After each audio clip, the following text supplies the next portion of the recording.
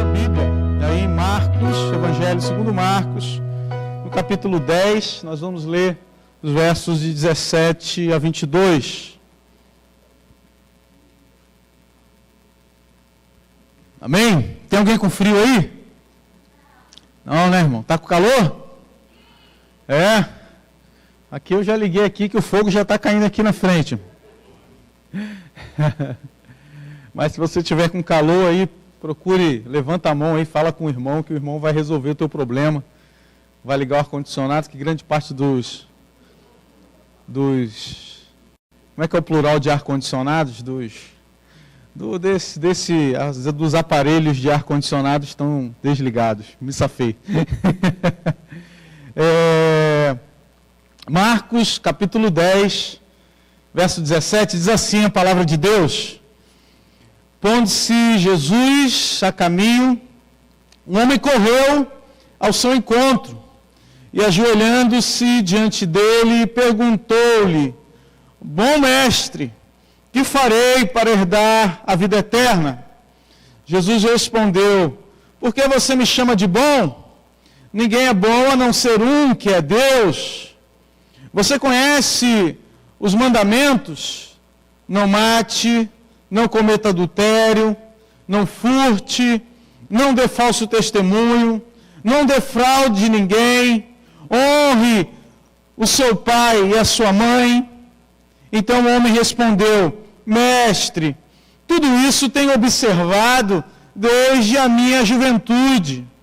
E Jesus, olhando para ele com amor, disse: Só uma coisa falta a você. Vá, venda tudo que tem, dê o dinheiro aos pobres e você terá um tesouro no céu. Depois venha e siga-me. Ele, porém, contrariado com esta palavra, retirou-se triste, porque era dono de muitas propriedades. Amém? Senhor, muito obrigado por essa noite, obrigado por essa palavra, obrigado, Deus, por essa mesa que está posta diante de nós. Obrigado, meu Pai, porque aonde está a Tua presença, ali há abundância de alegria. E o Senhor está nesse lugar. Enche de alegria o coração do meu irmão. Enche de festa, Senhor, o coração do meu irmão.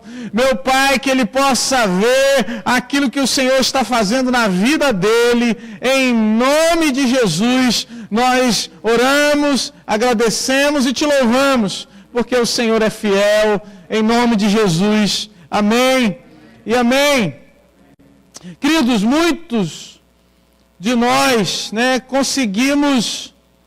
questionamos, sobre a vida de Jesus, e nós, de alguma maneira, conseguimos explicar, falar a respeito do nascimento e da morte de Jesus. Temos um feriado, um dia especial para o nascimento de Jesus. Comemoramos o Natal, uma época de festa, uma época em que nós reunimos a família, um momento em que nós fazemos uma ceia na nossa casa, convidamos familiares e amigos. Você come a terra abanada no Natal. Na morte e ressurreição de Jesus, nós comemoramos a Páscoa, que infelizmente para alguns se tornou um dia de comer chocolate, de comprar ovos de Páscoa, mas para nós que somos cristãos é um momento especial, é um momento que nós nos lembramos da ressurreição de Jesus, é um momento que nós nos lembramos que a morte não triunfou, mas a vida, venceu a morte por meio da ressurreição de Cristo. Lembramos na Páscoa daquilo que Deus fez em Israel, como o anjo passou por cima daqueles que tinham o sangue do Cordeiro nos umbrais das portas. Mas e a vida de Jesus?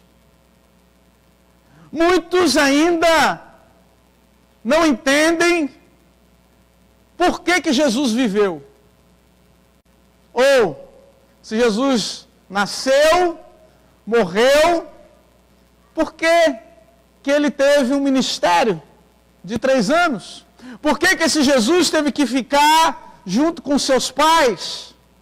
Esse Jesus que aos 12 anos estava ensinando os mestres, os doutores da lei.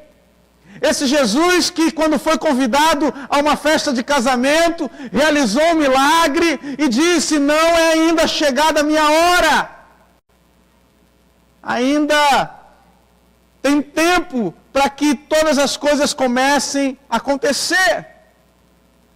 E às vezes, querido, nós, por interpretar errado a forma ou o motivo de Jesus ter vivido entre nós, nós podemos estar lendo os evangelhos de forma equivocada. E um desses equívocos é entender ou achar que os evangelhos foram escritos unicamente para nos mostrar um caminho que nos leva para o céu.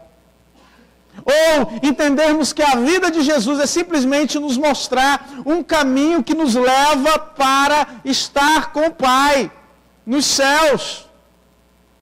Enquanto que o Evangelho nos mostra muito mais do que isso.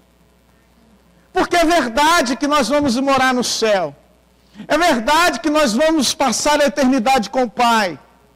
É verdade que todo aquele que crê e for batizado será salvo, que vai ter um futuro maravilhoso.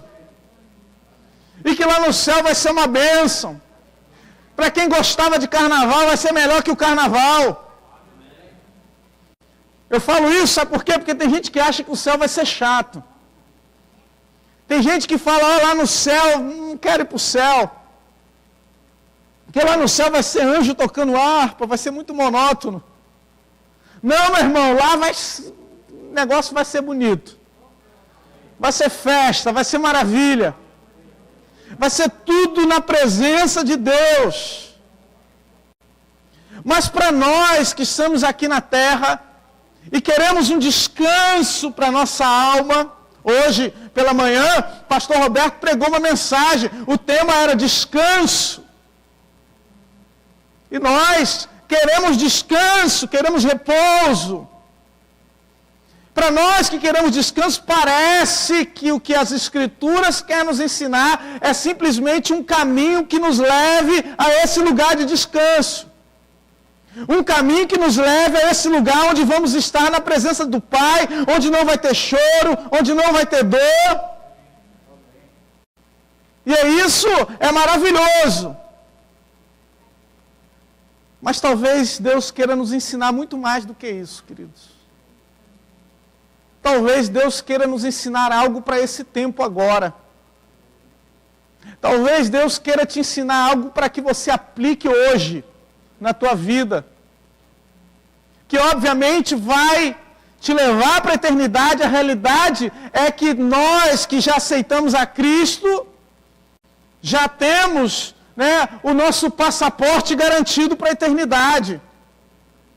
Mas Cristo nos ensina que a maneira como vivemos importa para Deus. A maneira como vivemos importa aos olhos de Deus, interessa para Deus. E a maneira como vivemos deve ser a forma como Jesus nos ensinou. O texto que lemos fala de um jovem rico.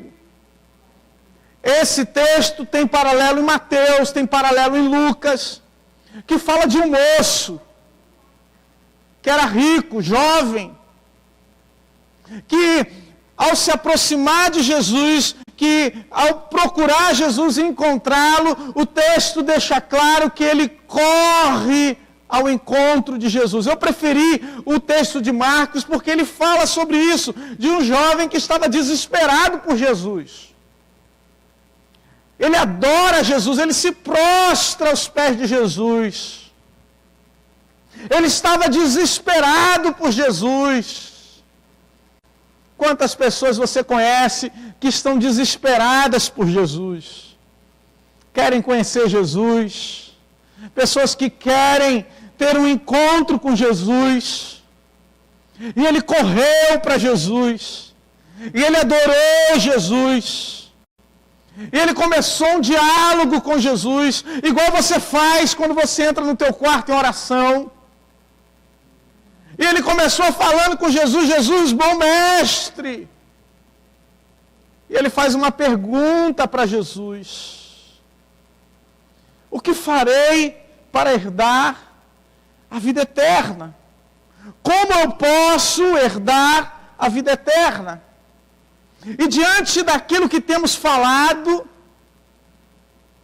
e por essa pergunta desse jovem, muitas vezes nós podemos ter um entendimento errado, não só do que é a vida eterna, mas sobre aonde ou o que Deus conquistou para nós na cruz do Calvário.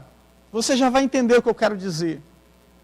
Duas expressões, pelo menos, nos levam ao entendimento de que tudo aquilo que Deus quer para nós é nos levar para o céu. E a primeira palavra, expressão que nos dá esse entendimento é a expressão reino dos céus. Porque, por exemplo, no Evangelho de Mateus, nós vamos ver constantemente aparecendo a expressão reino dos céus. Entendemos que Jesus veio para nos dar, para nos trazer ou nos levar para o reino dos céus. Mas, numa concepção judaica,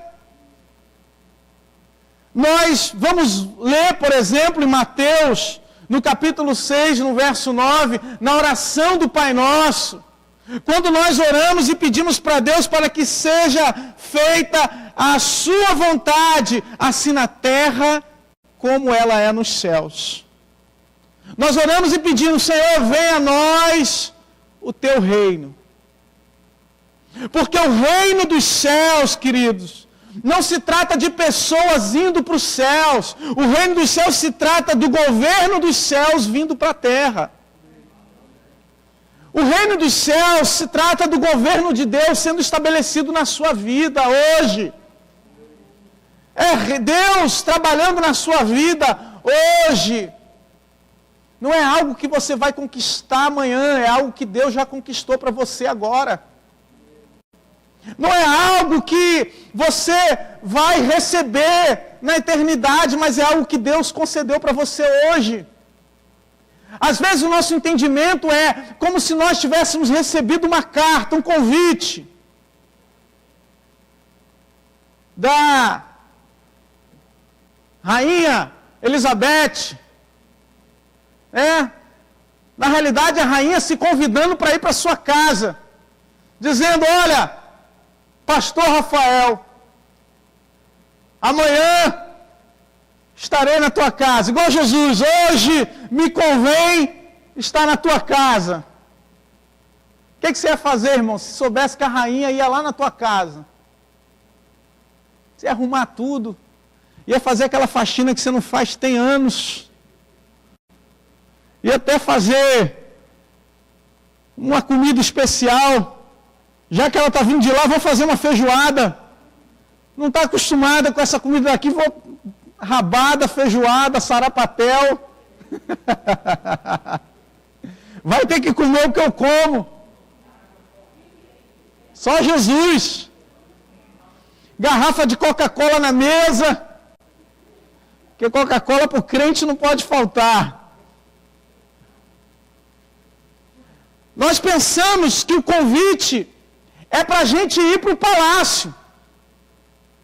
Mas o convite de Deus é: eu quero ir para a tua casa. Nós achamos que o convite da rainha é para nós irmos lá para a Inglaterra, talvez para o palácio de Buckingham. Não, mas a rainha quer ir para a tua casa. O rei quer ir para a tua casa. Não é um convite para você ir para lá. O convite é para você deixar Deus entrar na sua vida. O convite é para você deixar o reino de Deus se estabelecer na sua vida. E a segunda palavra que entendemos de forma equivocada é a palavra que aparece nesse texto, que fala de vida eterna. Às vezes nós compreendemos mal essa palavra. Às vezes entendemos essa palavra como ir para o céu. entendemos vida eterna como sinônimo de ir para o céu. Muito, desse entendimento faz parte do que ocorreu durante os séculos, da junção que houve entre a filosofia e a teologia. Porque para Platão, por exemplo, existiam dois mundos. O mundo das ideias e o mundo das coisas sensíveis. O mundo que nós não conseguimos enxergar, que é superior, e o mundo inferior. O mundo material, o mundo que nós vivemos, o mundo dos homens. E nós incorporamos isso na nossa teologia. Mas o texto aqui, no original, Zoe, Aionios, ou vida eterna. E nós, quando compreendemos, por exemplo, João, no capítulo 3, verso 16, quando diz, porque Deus amou o mundo de tal maneira que deu o seu Filho unigênito, para que todo aquele que nele crê não pereça, mas tenha a vida eterna. Entendemos que Deus, que o Filho veio para nos dar um lugar no céu. Mas entenda que Jesus está falando para judeus. Jesus está falando num contexto judaico. E para os judeus existiam dois tempos, dois períodos, duas eras. A era presente e a era vindoura. Aquilo que eu faço na era presente interfere na era vindoura, na era que está por vir. Ou seja, eu posso conquistar na era vindoura por meio das boas obras, por meio das boas ações. Eu posso conquistar para mim uma herança. Eu posso conquistar para mim um tempo, nesse tempo que chegaria por meio do Messias, de justiça, de paz, de cura de um mundo que geme. Eu posso conquistar algo. Paulo fala sobre isso em Gálatas, no capítulo 1, no verso 4, quando ele diz que a fim de nos resgatar desta presente era má. E queridos, Jesus aqui nos está ensinando ou falando com esse jovem, e Jesus inaugura a era vindoura. Contudo, não há sentido em dizermos que essa era vindoura é uma era que está fora do tempo, do espaço, da matéria, mas que foi uma era inaugurada por Jesus. O jovem está perguntando, Jesus, sobre esse novo mundo que o Senhor vai inaugurar, esse tempo de justiça, esse tempo de paz, esse tempo de liberdade, esse tempo em que o Senhor vai restaurar todas as coisas. Eu quero um lugar especial, eu quero uma herança lá. Era comum os mestres pegarem os jovens das famílias, andar com esses jovens, e os jovens serem ensinados por esses mestres, assim como o apóstolo Paulo, que foi discípulo de Gamaliel. E quanto mais rica fosse a família, quanto mais recursos aquela família tivesse, mais qualificado era o mestre que a família poderia pagar. Esse jovem se aproxima de Jesus para conseguir algo relacionado à era vindoura, buscando de uma forma natural e humana, buscando algo para a eternidade ou para aquilo que está por vir, para o tempo que está por vir, de forma natural. E o que Jesus nos ensina, queridos, é que se queremos algo para o que está por vir na nossa vida, nós precisamos buscar de forma espiritual. Nós precisamos olhar para o que Deus está fazendo, para o que Deus está revelando, para o que Deus está falando nesse tempo. Então Jesus aqui mostra para esse jovem o que ele tem que fazer. O que fazer para herdar a vida eterna? Muito provavelmente, queridos, a riqueza desse jovem era oriunda de uma herança. Muito provavelmente, esse jovem rico era rico porque recebeu uma herança. Estava já acostumado a ter ou receber uma herança. Entendia esse processo. Jesus então fala para esse jovem, em primeiro lugar, se você quer receber essa herança, cumpre a lei. Em resumo, cumpre a lei. Não mate, não roube, não cobice a mulher do próximo. Igual você quando vai viajar, quando você se prepara para viajar, teve uma irmã aqui que falou, pensei, a irmã vai para o Ceará, ela não veio hoje aqui à noite, mas ela falou comigo de manhã, falou, não, eu vou para o Espírito Santo. E quando você vai viajar, você faz um checklist. Minha esposa tem um caderninho lá, que ela escreve tudo que ela vai fazer. Amanhã eu vou fazer isso. E vai ticando. Jesus falou para ele, olha, cumpre esse checklist aqui. Cumpre essas ordenanças aqui. E tem gente que se der uma lista de regras para ela cumprir, ela cumpre que é uma beleza. Vai viajar, já olhou se o pneu do carro está calibrado? Já levou no posto? Já colocou gasolina? Já preparou o que vai levar? Gato, papagaio? Eu arrumo a minha mala uma noite antes da viagem. Então quase sempre eu esqueço alguma coisa. Já levou pasta de dente? Escova de dente? Já preparou aquela necessaire desse tamanho, cheio de perfume da Natura? Só Jesus. Aquela lápis para tudo que é lado, para pintar o olho. É ferro de passar, ventilador. Uma vez fui dar carona para o irmão, para o retiro. O irmão veio com as 3 malas desse tamanho. Eu falei, irmão, nem cabe no carro isso aí. Vai fazer uma gentileza, a pessoa quer levar a casa. Vai ficar só 3 dias lá, irmão. Não é um mês, não. Não, que eu tenho que ter uma roupa para amanhã, uma roupa para caminhar, uma roupa para tomar café, só Jesus. E às vezes nós somos bons em fazer listas, somos bons em criar checklists, e Jesus está dizendo, cumpre a lei, porque eu vim cumprir a lei. Mas a graça, ela exige mais do que a lei.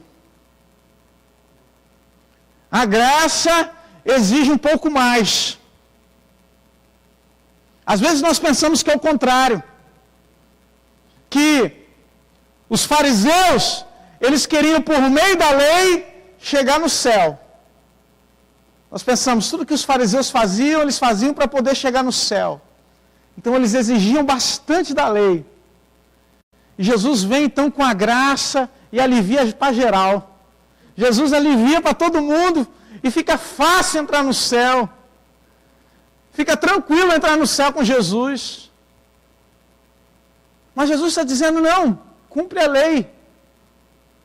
Mas, no outro texto diz, se você quer ser perfeito mesmo, se você quer entender esse mistério, vai ser exigido um pouco mais de você. Se você quer viver pela graça, se você quer entrar na era vindoura, tirando 10, aí vai ser exigido um pouco mais de você. Porque para receber essa herança, você não consegue receber com boa educação, você não consegue receber com bons recursos. Perceba que esse jovem, ele tinha uma boa educação. Ele diz, olha, desde garotinho cumpro a lei. Desde que eu sou menino, eu cumpro a lei, eu já conheço os 10 mandamentos, eu guardo a palavra no meu coração, eu tenho recursos, eu tenho dinheiro. E na lógica daquele tempo, quem tinha recursos podia ter um bom mestre, quem tinha recursos podia ter uma boa educação, quem nasceu numa família tradicional poderia ter recebido os melhores ensinamentos espirituais na palavra de Deus. Mas Jesus está dizendo, nada disso é suficiente para o reino. Os seus recursos não são suficientes. A tua boa educação não é suficiente. Você falar bom dia, boa noite, obrigado. Você saber falar inglês, saber falar alemão, você ser um poliglota, ter conhecido o mundo, nada disso é suficiente para o reino de Deus. Nada disso é suficiente para você receber essa herança que Deus tem para você. Sabe o que você tem que fazer? Você tem que vender aquilo que você considera mais valioso e doar para aquele que não tem. Você tem que vender aquilo que você considera de valor inestimável e doar para aquele que não tem nada. Porque assim como você recebeu de graça, assim como aquilo que você tem é uma herança, você precisa dar de graça aquilo que você recebeu de graça.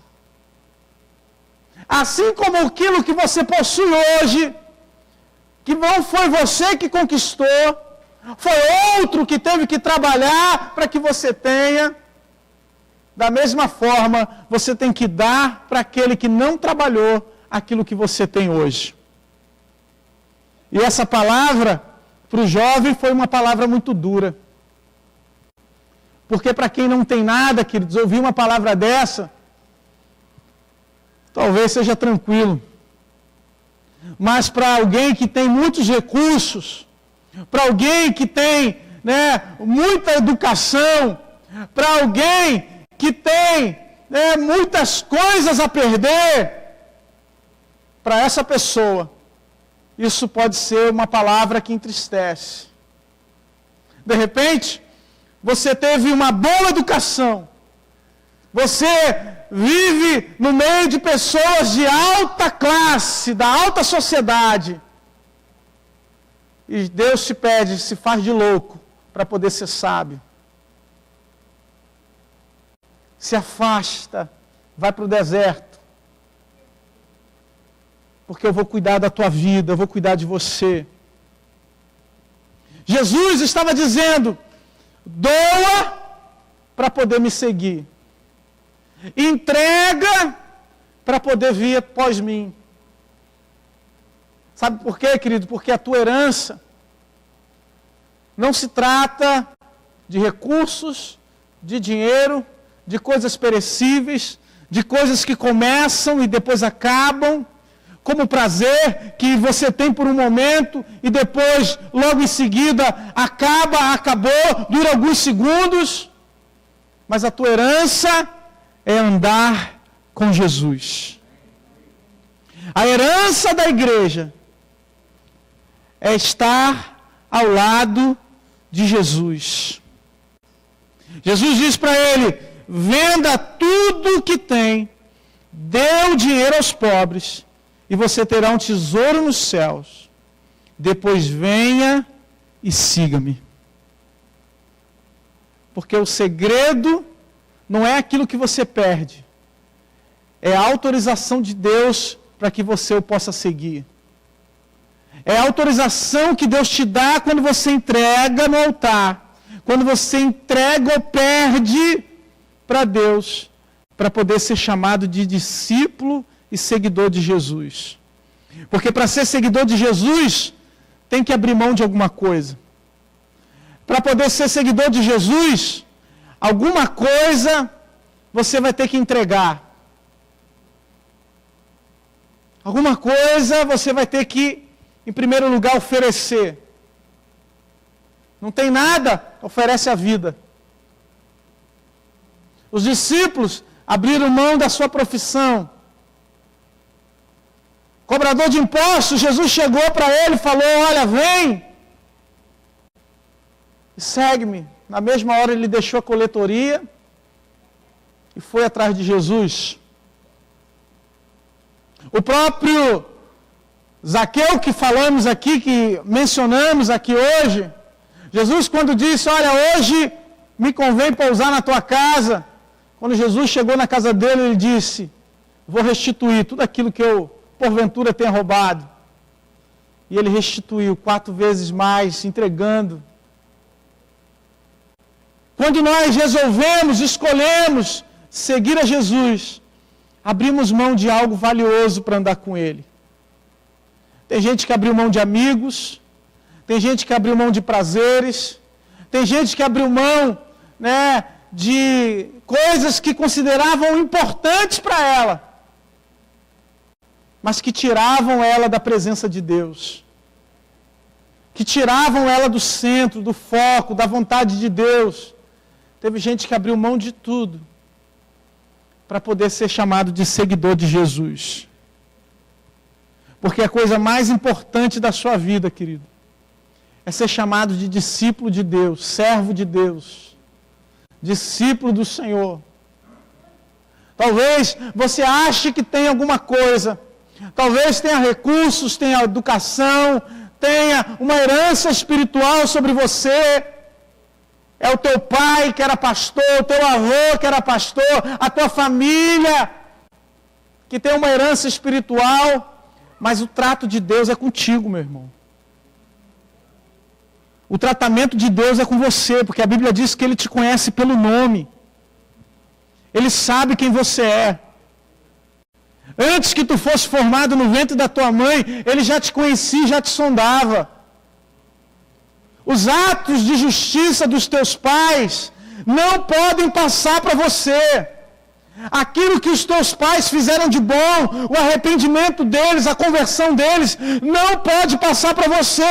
A única coisa que eles puderam fazer por você é te ensinar, é plantar semente.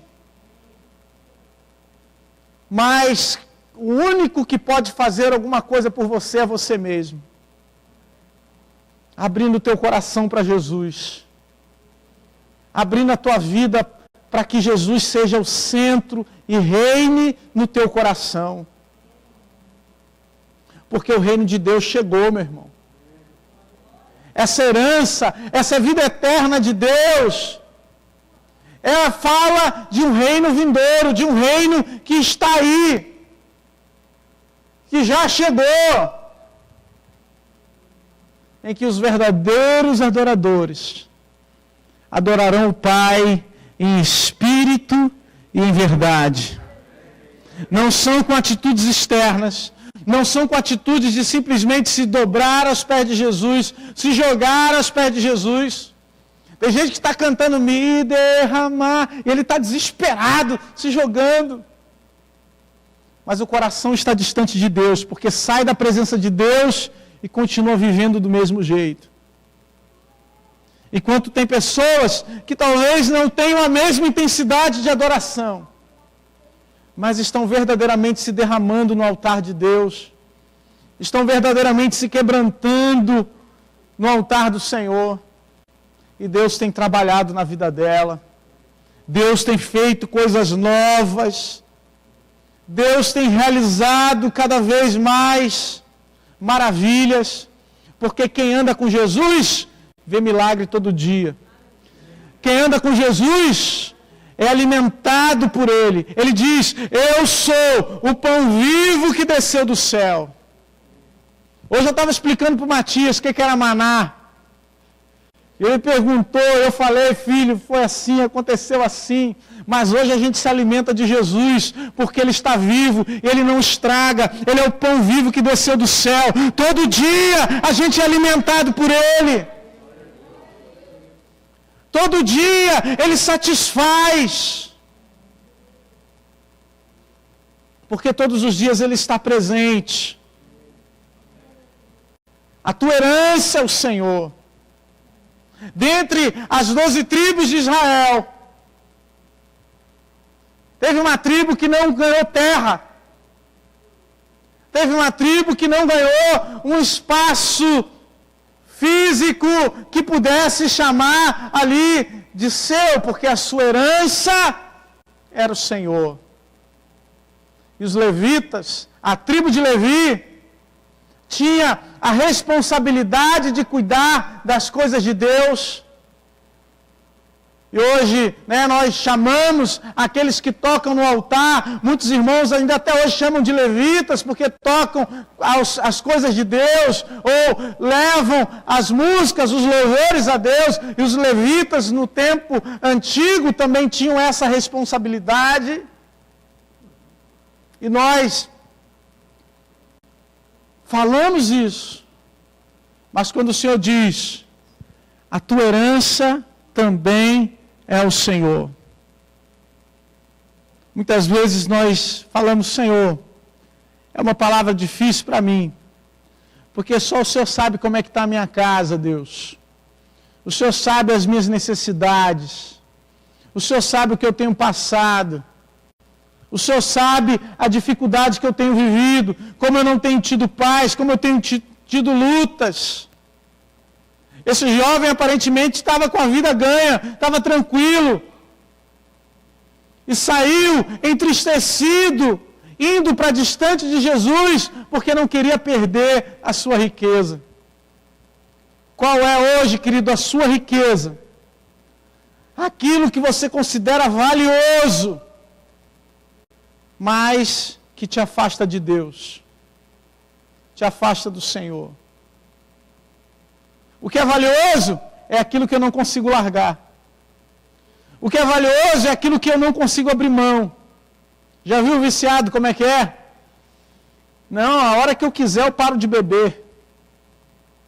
Não é assim? Não, se eu quiser eu paro a hora que eu quiser. É quase um alcoólatra. Mas ele diz, a hora que eu quiser eu largo esse cigarro. Eu abro mão. E a hora chegou, meu irmão. Porque Deus te convida hoje. Deus te chama a abrir mão hoje. Deus não está falando para você, espera acontecer tal coisa na sua vida. Não, é hoje. O convite para esse jovem não era para a eternidade, era para aquele tempo, era para aquele momento. Faz e me segue. Firma um compromisso aqui. Firma um compromisso de que vai realizar, nem isso ele pôde fazer. Saiu entristecido. Deus não quer despedir ninguém triste nessa noite. Deus não quer despedir ninguém entristecido nessa noite. Deus quer despedir você contente, feliz, porque você é seguidor de Jesus. Você mora nos céus. O reino de Deus chegou na sua vida. Em nome de Jesus, dê uma salva de palmas ao Senhor. Você pode pegar o pão. Jesus se entregou na cruz. Deus, Pai, deu aquilo que Ele tinha de mais precioso por nós. Às vezes nós falamos para Deus, Senhor, eu não tenho nada para te dar. Eu, Senhor, tenho medo de entregar a minha família. Eu tenho medo de entregar o meu futuro. Eu tenho medo de me entregar porque vão zombar de mim. Tenho medo de me entregar no teu altar, Senhor, porque não sei o que vai ser do amanhã. Mas Deus, querido, Ele entregou o que tinha de mais precioso por nós. E o que hoje você pode entregar no altar de Deus? O que hoje você pode colocar no altar do Senhor? Mais do que os teus recursos, mais do que aquilo que você possui, você pode entregar o teu coração, a tua vida, o teu amanhã, a tua profissão, os teus talentos, Você pode entregar aquilo que você faz de melhor. Entregue no altar. E Ele na cruz se entregou por nós. Se entregou por você. Ele é o pão vivo que desceu do céu. Aleluia. Que foi entregue para que você tivesse vida e vida em abundância. Que ao comermos desse pão, você possa receber a força do Espírito Santo para entregar no altar todo o teu coração. Que comamos do pão em nome de Jesus.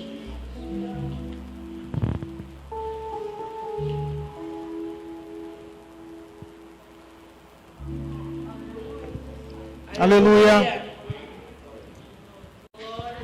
Aleluia. Esse suco de uva é símbolo do sangue de Jesus que foi derramado na cruz pelos nossos pecados. O sangue que nos limpa, o sangue que nos lava, o sangue de Cristo, que não experimentou o pecado, que nos dá a vida eterna, que nos dá a salvação. Esse sangue é o mesmo sangue que estava sobre os umbrais da porta, que impediu o anjo da morte de vir sobre os israelitas.